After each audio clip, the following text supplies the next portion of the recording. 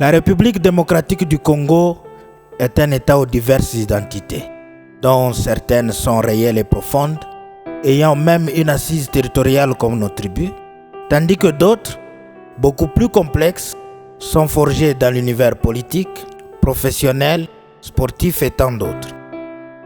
Cependant, toutes ces identités arrivent à nous définir différemment les uns vis-à-vis des autres.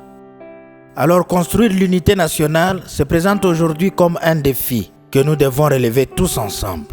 Non pas par un simple attachement à ce territoire de 2 345 000 km² et aux institutions établies, mais aussi et surtout par une réappropriation des valeurs, des symboles et intérêts communs qui devraient être le fondement même d'une nouvelle identité collective congolaise.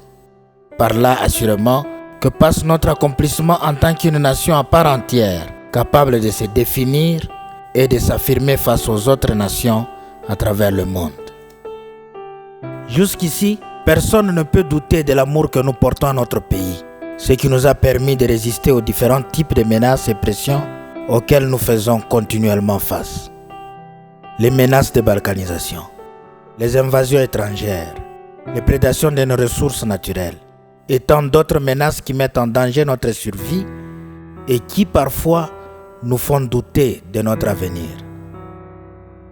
La réalisation de l'unité nationale devient de ce fait un impératif pour demeurer fort et reprendre la maîtrise de notre avenir.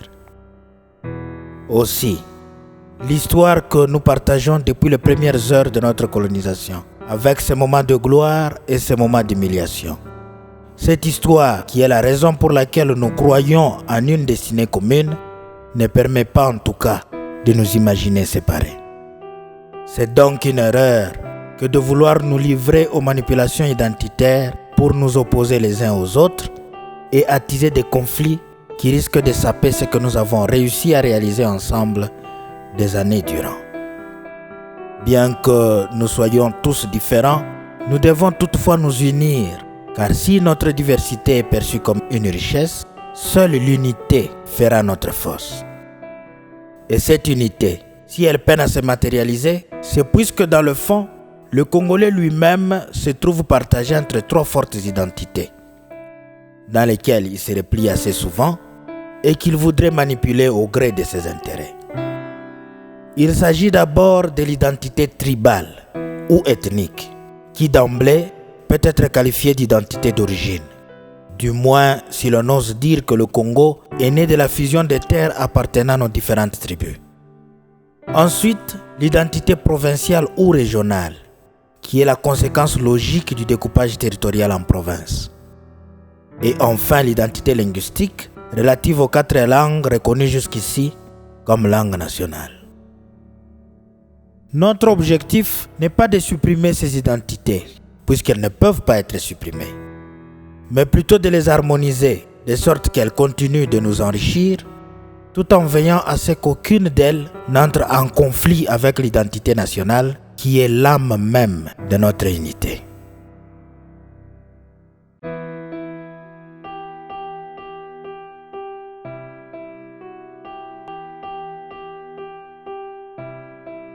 L'appartenance tribale confère aux Congolais son identité d'origine. Avant d'embrasser toute autre identité, le Congolais est tout d'abord membre de sa tribu.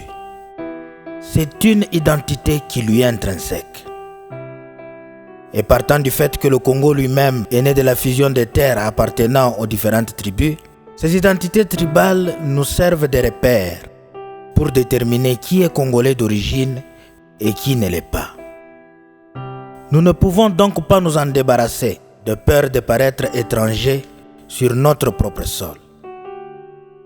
L'avantage que nous avons est que ces identités tribales, vues sous l'angle national, influent faiblement sur la politique générale et ne représentent par conséquent aucun danger pour la construction de l'identité nationale. Pourvu qu'elle existe, une identité nationale évoluera plus en sécurité dans un pays avec multiplicité de tribus comme le nôtre, plutôt que dans un pays avec 2 ou 3 tribus seulement. Car pris isolement, aucune de nos tribus, estimée à plus de 400, ne peut faire le poids d'une identité congolaise en construction ou déjà établie. Cependant, à l'inverse du niveau national, ces identités tribales s'expriment fortement dans nos provinces et nos territoires. L'entité administrative étant réduite, leur importance s'accroît proportionnellement. Et souvent, les tensions tribales qui en résultent ne sont nullement motivées par les intérêts culturels à protéger, mais plutôt par des considérations purement politiques. C'est le cas de la territoriale dite des originaires, une politique qui a non seulement renforcé la méfiance des autochtones à l'égard des non-originaires, mais qui également n'a réussi à satisfaire que les appétits de quelques-uns. Il arrivait malheureusement que les membres de certaines tribus ne soient jamais nommés à la tête de leur province, ou encore que les membres d'une seule tribu se succèdent à la tête de la province au grand mécontentement des autres. Une injustice qu'on pouvait à peine supporter et qui devrait tout simplement être corrigée. Ainsi, nombreux sont ceux-là qui pensent trouver dans la territoriale des non-originaires une réponse à la montée du tribalisme et un excellent moyen pour apaiser les tensions. Cependant, cette politique qui avait déjà montré ses preuves dans la promotion de l'unité nationale ne peut s'appliquer fidèlement dans un contexte de décentralisation, dont les principes voudraient que les administrés se choisissent librement leurs dirigeants. Toutefois, cette politique des non-originaires reste applicable à toutes les administrations déconcentrées. En effet, la décentralisation territoriale présente au niveau local deux types d'administration. Administration locale décentralisée et administration locale déconcentrée, qui s'appliquent à la fois sur la même géographie et la même population, dans ce que l'on appelle dualisme, décentralisation, déconcentration. C'est que dans une province par exemple, l'administration locale décentralisée est celle exercée par les autorités provinciales autonomes, dont le gouvernement provincial et tous les services provinciaux qui en dépendent. Par contre, l'administration locale déconcentrée est exercée par les agents qui représentent l'État dans la province. C'est le cas des services régaliens et toutes les divisions provinciales des différents ministères centraux. De ce fait, il est recommandé à l'État d'user de son pouvoir hiérarchique pour déplacer ou brasser ses propres agents en les nommant à de différents postes de responsabilité sur toute l'étendue du territoire national. Ainsi, tous les services régaliens de l'armée, de la police, de la magistrature, des régies financières et même toutes les représentations des ministères centraux devront avoir au niveau local, si pas tous les agents, mais du moins le responsable non originaire des provinces où ils sont affectés. C'est comme ça que l'État doit, pour sa part, promouvoir la tolérance et la cohabitation pacifique des différentes tribus du pays. Cette même recommandation vaut également mutatis mutandis pour toutes les administrations déconcentrées des entités décentralisées, telles l'administration déconcentrée de la province, l'administration déconcentrée de la ville et autres. Mais quant à la décentralisation, connue comme la démocratie appliquée à l'administration, le pouvoir de chaque animateur émane de son élection par les administrés. C'est en effet une autoprise en charge des populations locales qui expriment leur volonté par les urnes. Aujourd'hui, les élections suffrage universel direct semblent être la meilleure option à prendre au niveau local pour offrir plus de légitimité à l'autorité et beaucoup plus encore pour promouvoir la tolérance entre les différentes tribus. Ainsi, les candidats gouverneurs, maires et autres devront désormais convaincre toutes les couches de la population, originaires comme non originaires, pour espérer gagner les élections. Une telle ouverture oblige finalement toutes les autorités, peu importe l'échelon du pouvoir, à s'engager dans la lutte contre le tribalisme. Le comble maintenant est que l'administration territoriale elle-même est en passe de devenir aussi la cause des conflits tribaux. Tout récemment, avec la reconnaissance des communes dites rurales, les conflits tribaux ont pris une autre tournure, celle de réclamation ou mieux d'invasion des terres. Les tensions autour de la fameuse commune de Minembwe, réclamée par les Banyamulenge, sont une illustration parfaite du danger à redouter si l'on s'évertue à installer ces structures à travers tous les territoires nationaux. Car ces entités décentralisées isolées, créées sur base d'une estimation numérique des habitants, ne présentent ni stabilité ni valeur ajoutée dans l'organisation administrative de l'État. Elles ne sont que source de tensions tribales et devront par conséquent être supprimées. Par ailleurs, nous souhaitons qu'à chaque niveau de décentralisation corresponde un niveau de déconcentration de l'État, afin d'éviter le chevauchement entre entités décentralisées et entités déconcentrées de l'État, et aussi de réduire la complexité légendaire qui caractérise notre administration territoriale. Et pour ce faire, nous proposons que seules les villes et les territoires soient retenus à la fois comme entités décentralisées à l'intérieur de la province et comme échelon inférieur de l'administration déconcentrée de l'État, en les restructurant sous un modèle dénommé fruit d'avocat, qui consiste en substance à créer une ville au sein de chaque territoire, la ville représentant le noyau dans la pleine chair qui est le territoire.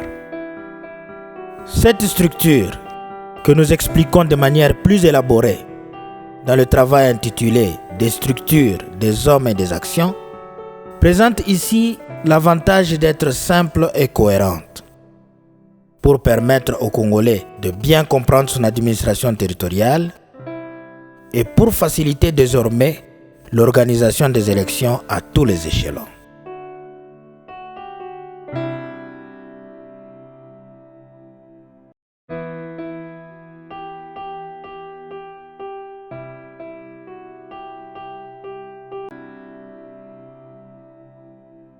L'identité provinciale, par contre, est la conséquence logique du découpage territorial en provinces.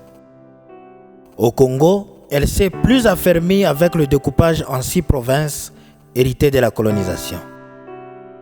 Province de Léopoldville, province du Katanga, province du Kasaï, province de Kivu, province orientale et province de l'Équateur. Ce découpage a créé au fil du temps de fortes identités qui ont même résisté à l'épreuve d'autres découpages territoriaux opérés ultérieurement, en se maintenant sous des appellations de Grand Katanga, Grand Équateur, Grand Kasaï, Grand Kivu, Grande Orientale et Grande Province de Léopoldville. Pourtant, ce découpage n'était pas le seul opéré à l'époque coloniale. Déjà en 1888, sous l'État indépendant du Congo, notre pays a connu son premier découpage en 11 provinces, appelées districts jadis, qui était suivi d'un autre découpage en 15 districts, survenu en 1895. Puis est venu le Congo belge, qui à son tour a soumis le pays aux 3 autres découpages. D'abord celui de 1914, réparti en 22 districts, suivi de celui de 1924 en 4 provinces, et enfin le fameux découpage en 6 provinces intervenu en 1935. Ceci pour dire que le découpage territorial n'est pas un phénomène nouveau au Congo et il ne lui est pas propre. Tous les États du monde sont concernés, même le plus petit. Alors avoir un Congo non découpé ne relève que de la pure fiction. Aucun État centralisé et concentré à ce point n'existe réellement. Comme technique d'organisation administrative, le découpage permet le rapprochement du pouvoir et favorise l'efficacité administrative. Et cela, peu importe la forme que revêt l'État, déconcentré, décentralisé ou fédéral. Cependant, à côté de ces avantages évidents, le découpage crée de manière inévitable de nouvelles identités qui rattachent chaque citoyen à sa province d'origine. Et il apparaît clairement que la force des identités en rapport avec les 6 provinces héritées de la colonisation trouve justification dans la durée de leur existence, soit 31 ans.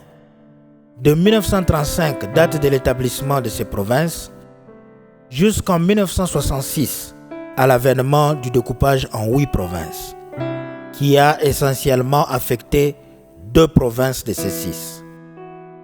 La province du Kasaï est répartie en 2, Kasaï oriental et Kasaï occidental, et la province de Léopoldville, répartie en 2 également, la province du Bas-Congo et la province du Bandundu. C'est qu'à l'exception de la province de Kivu, ultérieurement divisée en 3, les autres provinces non affectées par le découpage de 1966 étaient malheureusement gardées dans leur configuration jusqu'en 2015, année de la mise en place effective de 26 provinces actuelles. Autre mythe qui a renforcé ces identités, c'est celui qui voudrait que les provinces que le colon nous a laissées soient le point de départ de toute histoire ou identité en interne que personne n'aurait le droit d'altérer. Or, le danger est que ces identités provinciales sont parfois plus enracinées que certains le préfèrent à l'identité nationale. Une situation qui finalement fragilise notre vouloir vivre ensemble. À cet égard, le découpage en 26 provinces semble être le meilleur découpage mis en place depuis que le Congo existe, car il parvient à concilier, par la taille conférée aux provinces, l'efficacité administrative et l'équilibre des identités. N'étant ni trop grandes ni petites, ces provinces sont de taille suffisante pour rapprocher le pouvoir de la population, assurer l'épanouissement économique respectif et permettre l'expression des identités provinciales sans gêner la construction de l'unité nationale. Les 6 provinces héritées de la colonisation étaient non seulement trop grandes pour être dirigées efficacement, mais aussi s'imposer par leur taille, au point de réduire en néant les efforts pour l'unité nationale toute le fois que s'est déclenché le mouvement de revendication identitaire. Les sécessions du Katanga et du Kasaï à l'aube de notre indépendance en disent déjà long. En effet, il est plus facile de juguler les revendications identitaires qui s'élèvent dans des provinces de taille réduite que le faire pour des provinces trop grandes. Et nous croyons sans équivoque qu'un découpage territorial bien réalisé est un atout pour accélérer le développement du pays et conforter l'unité nationale. D'ailleurs, l'attachement à la patrie se porte mieux aujourd'hui qu'autrefois où la promotion des identités provinciales prévalait. Ainsi, le plus grand mérite à reconnaître au découpage en 26 provinces est celui d'avoir découragé les velléités séparatistes et de nous engager dans une nouvelle perspective vers la construction d'une identité nationale véritable. Déjà, leur existence rend obsolètes les associations et expressions connues comme Grand Katanga, Grand Équateur, Grand Kasaï et j'en passe, qui désormais devraient céder la place aux nouvelles appellations et organisations correspondantes à la configuration en vigueur. À ce stade, l'intervention de l'État compte plus dans l'interconnexion de ces provinces par des infrastructures de transport adéquates, afin de faciliter les échanges de nos populations et par là favoriser l'intégration et la cohésion nationale. Au départ, le Congo fait partie des rares pays au monde dotés de voies de communication naturelles exceptionnelles. Le bassin hydrographique du fleuve Congo et les grands lacs qui bordent nos frontières à l'est du pays présentent d'importantes voies navigables qui rendent accessibles aux bateaux presque toutes les provinces du pays. Cet avantage permet de reconnaître au système de transport congolais 2 types d'infrastructures. D'une part, les infrastructures de transport naturel faites des eaux du Congo et d'autre part, les infrastructures de transport artificielles qui sont dominées par les routes. En effet, le réseau navigable constitue le squelette même du système de transport congolais, en ce qu'il a servi de base pour la construction des autres infrastructures de transport, comme le chemin de fer, qui au fond ont été conçus pour compléter le même réseau navigable, au mieux pour corriger ses imperfections. D'abord, en assurant la continuité au fleuve Congo, là où il est interrompu par des chutes rapides. C'est le cas de la ligne Matadi-Kinshasa et la ligne Kisangani-Obundu, qui contournent respectivement les cataractes du mont Bangu et les chutes Boyoma sur le fleuve Congo. Ensuite, en reliant cette fois-ci le fleuve Congo à nos frontières et aux grands lacs qui bordent l'est du pays. Ainsi formé, ce complexe fluvio-ferroviaire fut le premier réseau de transport que notre pays ait connu pour la mobilité des personnes et de leurs biens sur l'ensemble du territoire national. Pour le rendre davantage opérationnel, l'action de l'État est plus attendue dans le dragage et le balisage des eaux, dans la réhabilitation des chemins de fer et encore mieux dans la création pour chaque ligne de chemin de fer existante d'une ligne en parallèle afin de rendre fluide la circulation. Pourvu qu'il soit mis en bon état et bien exploité, ce complexe offre une alternative durable et efficace au transport routier, capable d'absorber une part significative en besoin de transport. Et le réseau routier lui-même, autre composante du système de transport congolais, se trouve dans un état de délabrement très avancé et ne permet pas aux citoyens de se déplacer convenablement.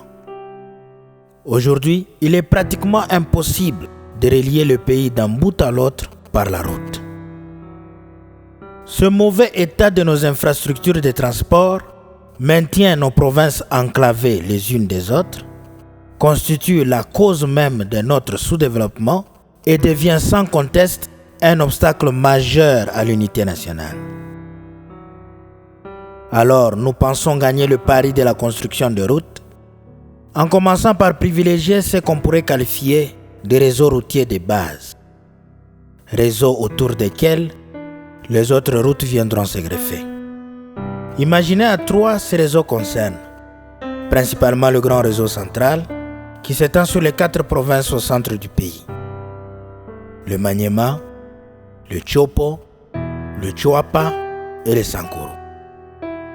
Puis les réseaux complémentaires de Olomami et de Kwilu. Par faire ces réseaux, en construisant toutes les routes nationales qui les renferment et certaines routes provinciales primaires, paraît le moyen le plus rapide et le moins coûteux pour connecter toutes les provinces du pays et faciliter les échanges de nos populations. L'idée centrale est celle de créer des réseaux au centre du pays qui favoriseront à leur tour la connectivité de toutes les provinces en périphérie. Car continuer à investir dans la construction isolée des routes en périphérie ne permettra jamais de réaliser le rêve de relier le Congo entier par la route.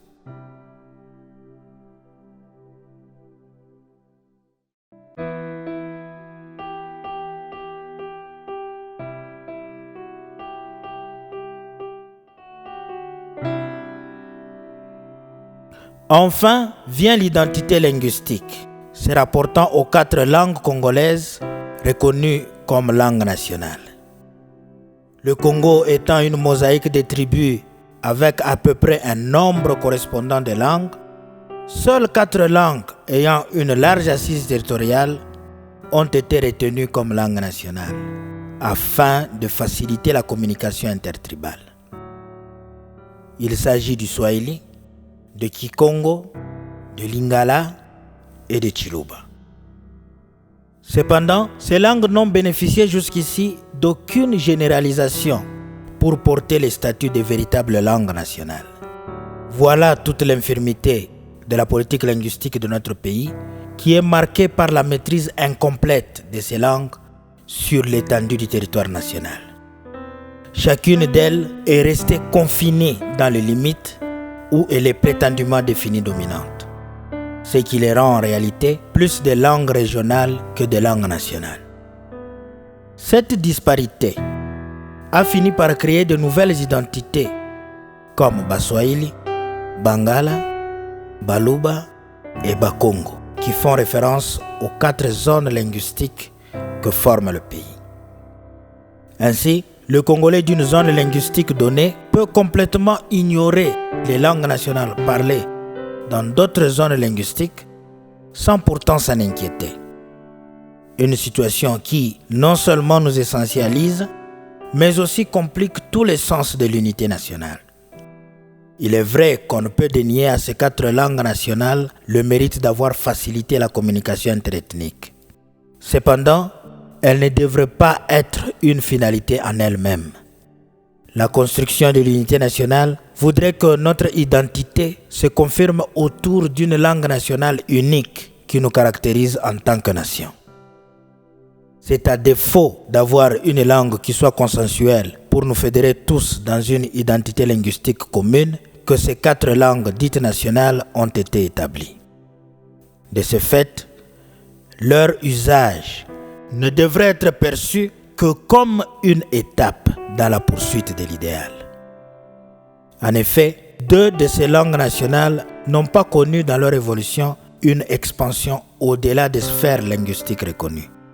Il s'agit de Chiluba et de Kikongo, qui non seulement ont perdu de l'espace en faveur du Swahili et de Lingala, mais sont aussi parfois contestés au sein de leurs zones linguistiques respectives.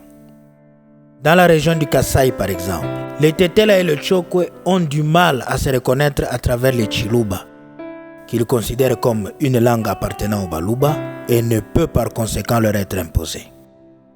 Encore, le Swahili et le Lingala se sont étendus dans la même région du Kasaï, où ils sont couramment parlés comme 2e langue, aux côtés de Chiluba maternelle, la langue du coin. Il en est de même pour la région de Bandundu, où le Kikongo a considérablement cédé la place au Lingala. De plus, dans les zones d'expression Swahili et Lingala, les Chiluba et le Kikongo sont essentiellement perçus comme des langues ethniques. Souvent, on oppose aux locuteurs des Chiluba et des Kikongo non pas les langues nationales Swahili et Lingala, mais bien les langues maternelles locales. On y observe que des parents préfèrent entendre leurs enfants parler les langues maternelles ou ethniques, à l'imitation des enfants Luba et Congo, plutôt que de les encourager à apprendre les Chiluba et les Kikongo comme langue nationale aussi. Nous sommes convaincus que l'expansion des langues Swahili et Lingala est en grande partie liée au fait qu'aucune d'elles n'appartient en propre à une tribu ou ethnie.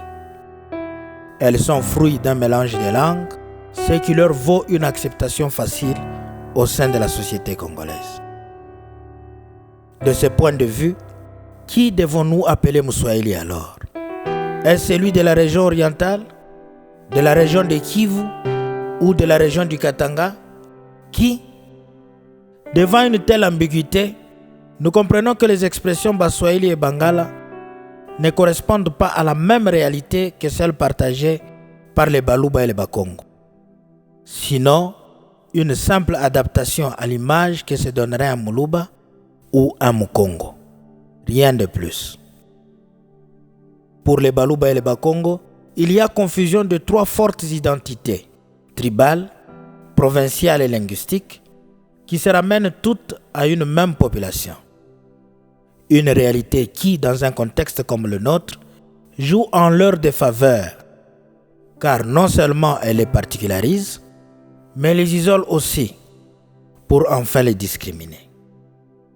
Déjà, posséder localement des langues qui ne sont revendiquées par aucune ethnie est un avantage majeur à capitaliser. Pour avoir manqué cet avantage, certains pays se sont juste résolus à créer des langues nationales nouvelles. Pire encore, d'autres ont recouru aux langues des colons pour faciliter la communication sur l'ensemble de leur territoire national et par là promouvoir leur unité nationale. Mais cette dernière approche n'a rien d'authentique en elle. Une langue nationale devrait sortir de nos entrailles, car au-delà d'être un moyen de communication, elle est la marque de notre identité. C'est par elle que nous racontons notre histoire à travers des générations, et c'est toujours par elle que nous exprimons mieux notre culture. Elle porte en elle des mythes et des valeurs. Alors, se définir par une langue étrangère, c'est tout simplement s'aliéner. Si le français, langue du colon, est établi chez nous comme langue officielle, c'est plus pour des raisons de nous connecter au monde extérieur. Cependant, il ne nous définit pas du tout. En tant que Congolais, nous nous identifions mieux avec nos langues nationales et beaucoup plus avec le Swahili et le Lingala, dont l'ancrage national n'est plus à démontrer. Le Swahili, en plus d'être une langue internationale et de surcroît la langue nationale la plus parlée, soit par près de la moitié des Congolais, il présente aujourd'hui l'avantage d'être retenu comme langue de l'Union africaine, dont on voudrait étendre l'usage sur l'ensemble du continent africain. Et le Lingala, que nous avons en partage avec le Congo-Brazza et la République centrafricaine, est pour nous non seulement langue de la capitale, mais aussi langue de la musique congolaise moderne et langue officielle de l'armée. Ainsi, le Swahili et le Lingala mis ensemble permettent de couvrir la communication de plus de 80% des Congolais. Pour dire que tous les Congolais presque, de l'intérieur comme ceux de la diaspora, parlent soit le Swahili, soit le Lingala, ou les deux à la fois.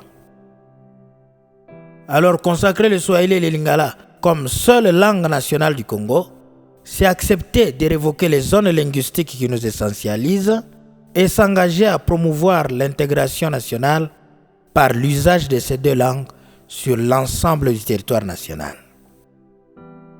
D'abord, en enseignant le Swahili et le Lingala comme matière dans toutes les écoles de la République démocratique du Congo, depuis l'école primaire jusqu'à l'université. Ensuite, en établissant le Swahili et le Lingala comme langue du travail et de communication, au même titre que le français. Et enfin, en faisant du Swahili et du Lingala des langues officielles de l'armée et de la police nationale, comme c'est d'ailleurs le cas aujourd'hui. Que la cohabitation de ces deux langues aboutisse à la formation d'une langue nationale unique plus homogène, seul l'avenir nous le dira.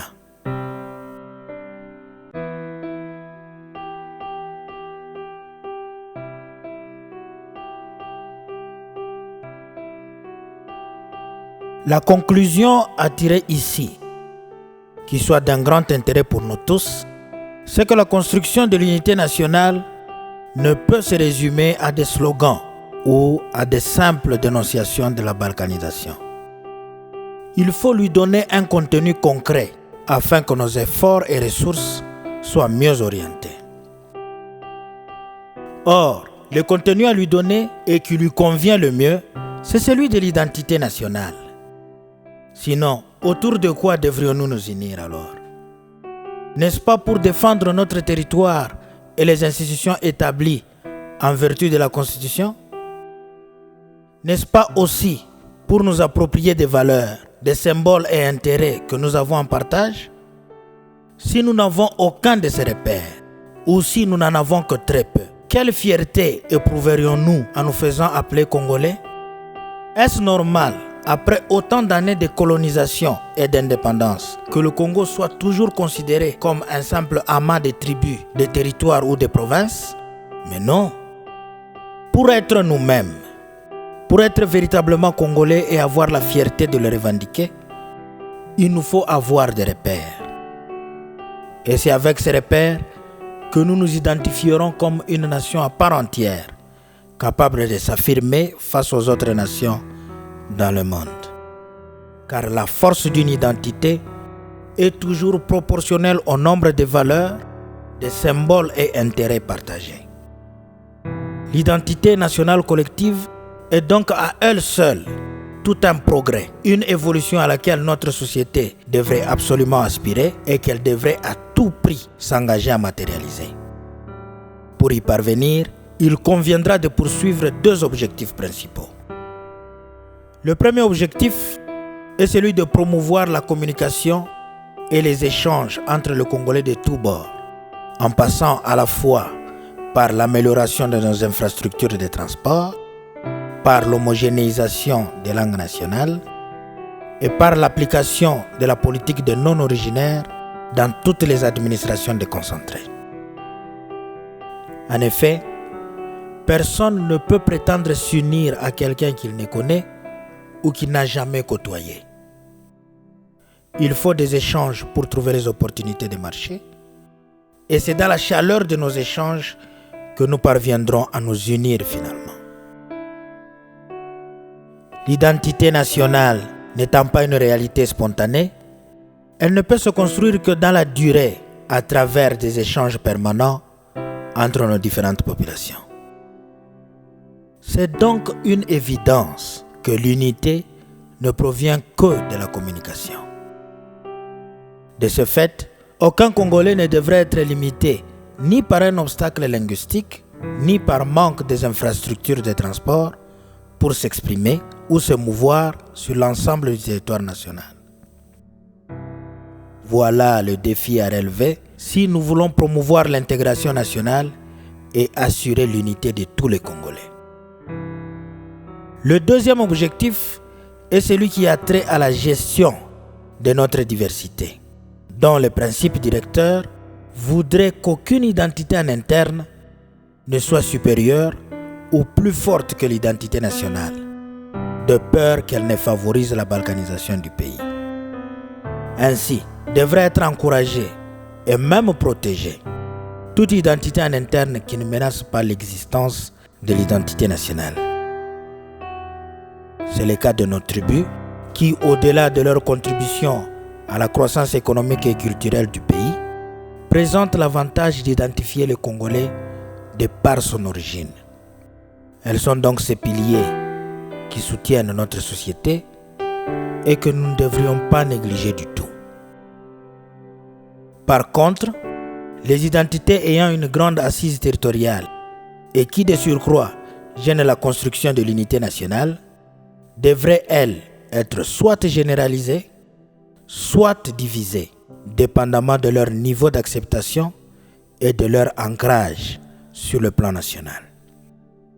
Déjà, la division ou le découpage des 6 grandes provinces héritées de la colonisation en 26 provinces actuelles a eu pour effet non seulement d'améliorer la prise en charge locale, mais aussi et surtout de décourager les velléités séparatistes qui ont toujours prévalu depuis l'accession du Congo à l'indépendance. Aussi, la généralisation de nos langues nationales Swahili et Lingala permettra à son tour d'accélérer l'intégration et la cohésion nationale. D'autant plus que ces 2 langues n'appartiennent en propre à aucune de nos tribus et semblent avoir un ancrage national solide. Autant l'unité nationale tient son existence d'une identité nationale réussie, autant l'identité nationale elle-même dépend d'une diversité qui s'accorde harmonieusement.